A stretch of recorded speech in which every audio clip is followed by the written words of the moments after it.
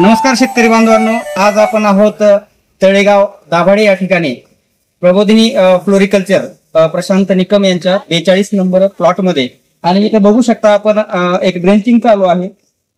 फर्टिवेस agri solutions private limited Hyderabad या कंपनीचे state head Shri Harish Mohite यांच्या मार्गदर्शनाखाली गुलाब या फुलशेतीसाठी किंवा या पॉलिहाऊससाठी आपण कार्बोमिन इनिशियल आणि हेड्रोमिन L2 हे अतिशय दोन नावाजलेले गुणवत्तापूर्ण आणि वैशिष्ट्यपूर्ण असे दोन उत्पादनं आहेत।